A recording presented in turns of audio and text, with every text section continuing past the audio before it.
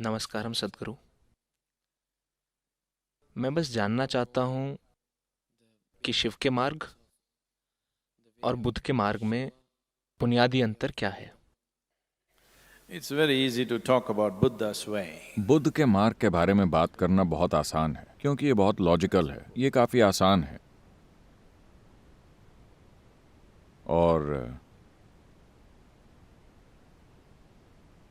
ये एक बहुत लंबी प्रक्रिया है।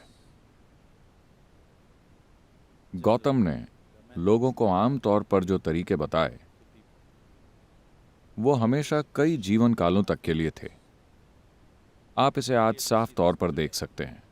बौद्ध भिक्षु हमेशा इस बारे में बात करते हैं, खासकर तिब्बत के बौद्ध, जिनका बौद्ध संप्रदाय आज दुनिया में सबसे ज्यादा प्रसिद्ध है, कुछ राजनीतिक कारणों से।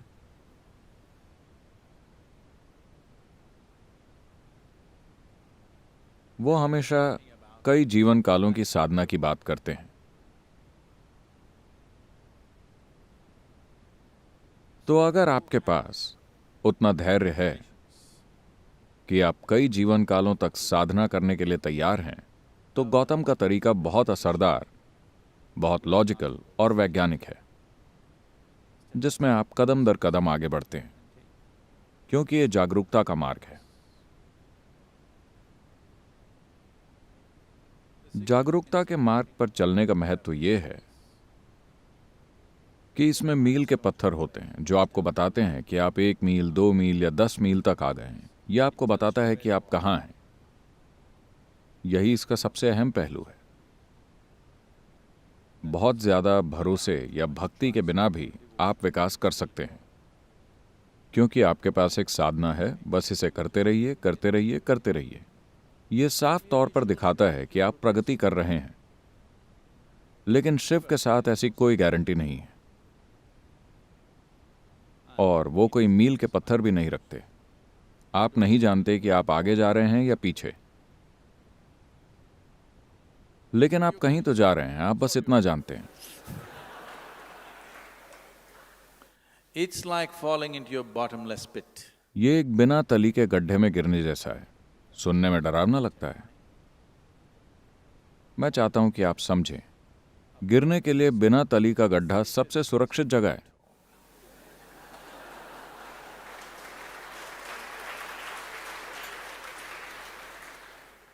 तली वाला गड्ढा खतरनाक होता है।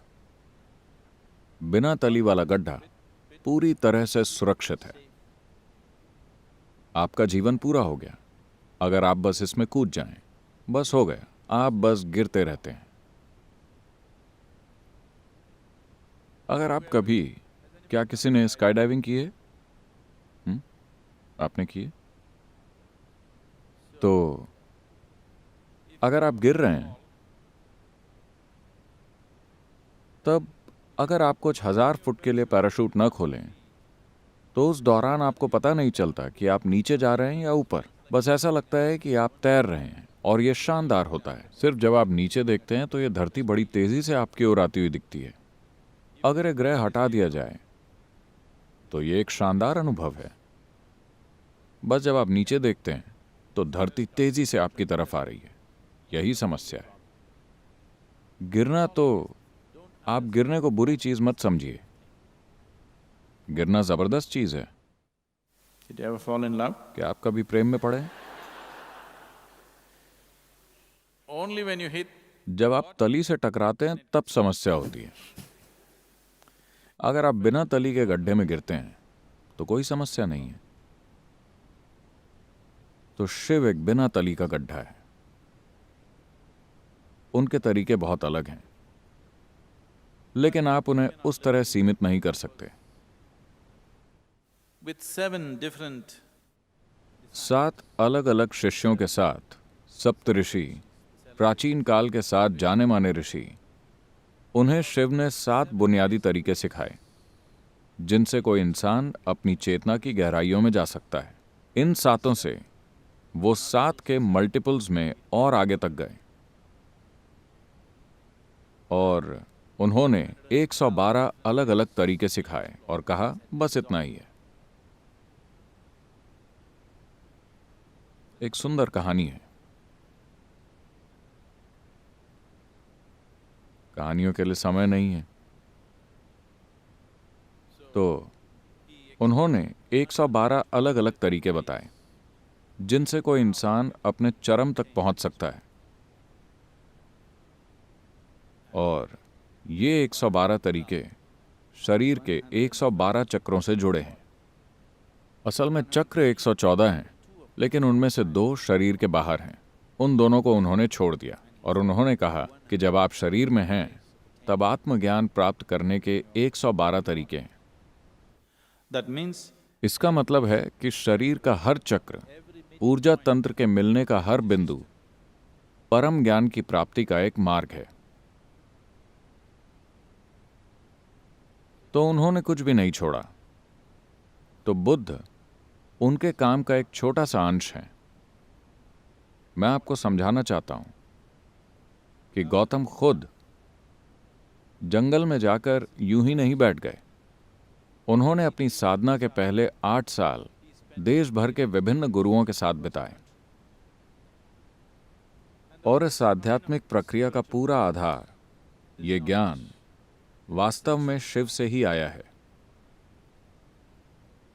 wherever it is, ये दुनिया के जिस भी हिस्से में है, बुनियादी आध्यात्मिक प्रक्रिया इसी आधार से आती है, और इसे कितने ही अलग अलग रूपों में दुनिया के विभिन्न हिस्सों में ले जाया गया है। they look so different. ये इतने ज्यादा अलग अलग इसीलिए दिखते हैं क्योंकि ये 112 तरीके एक दूसरे से पूरी तरह से अलग दिखते हैं।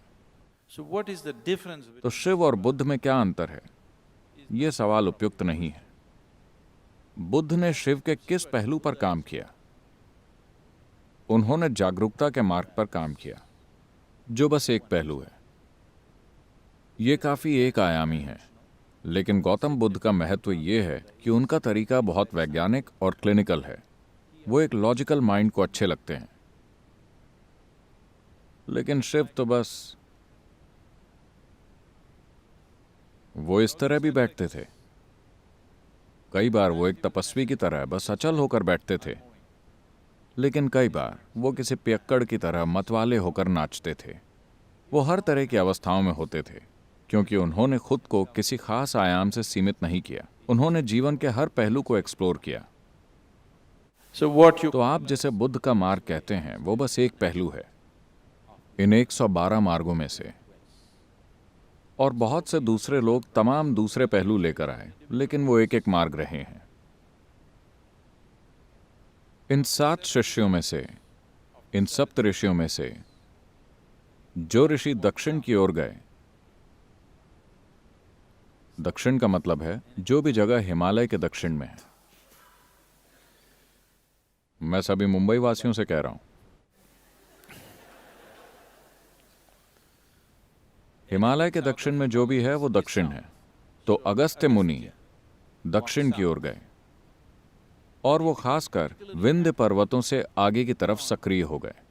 the Vindhya mountains, आपने विंध्य पर्वत की वो कहानी तो सुनी होगी, जब वो अगस्त्य मुनि के सामने झुक गया था और वो कभी वापस नहीं आए। तो आपको वो कहानी पता है? नहीं?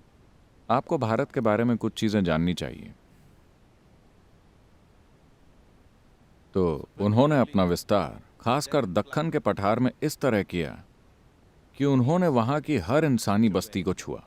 आप जहां भी देखें, आप अगस्त्य मुनि के किस्से सुनेंगे। और उन्होंने ये एक्शन फॉर रूरल रिजुविनेशन शुरू किया। and he started this action for rural rejuvenation. उन्होंने एक भी इंसानी बस्ती को नहीं छोड़ा।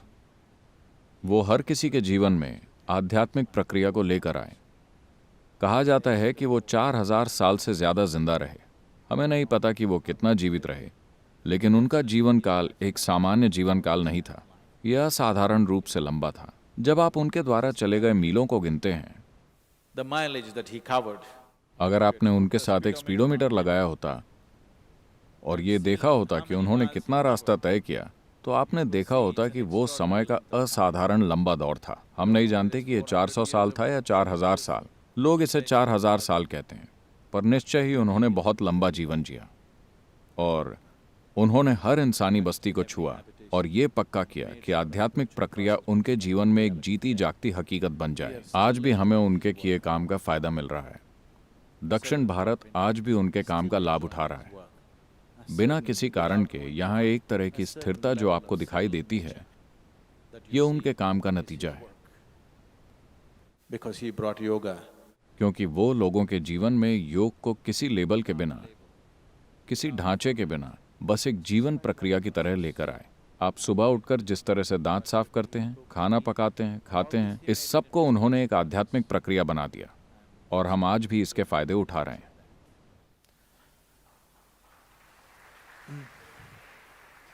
अगर आप इस धरती पर कहीं भी किसी भी आध्यात्मिक प्रक्रिया को देखें, You will see तो आप पाएंगे कि वो उन 112 तरीकों से अलग नहीं है जिनको शिव ने खोजा था। तो गौतम और शिव की तुलना करना उपयुक्त नहीं है। मैं गौतम का बहुत आदर करता हूं। वो एक महान प्राणी है, इसमें कोई शक नहीं है। उनका कार्य भी जबरदस्त है। उन्होंने एक विशाल आध्यात्मिक लहर पैदा की जो 2500 साल बाद आज भी जारी है। लेकिन यह तुलना के योग्य नहीं है, किसी भी तरह से तुलना के योग्य नहीं है। हम बस इतना कह सकते हैं कि शिव के काम में गौतम का काम एक छोटे अंश की तरह शामिल है। it is ये 1% से भी कम है, क्योंकि 112 तरीकों में से गौतम ने एक पर काम किया। और महत्वपूर्ण चीज ये है कि उन्होंने इसकी अच्छी मार्केटिंग की और उन्होंने हजारों लोगों को उस मार्ग पर चलने के लिए प्रोत्साहित किया। यही उनकी सफलता है।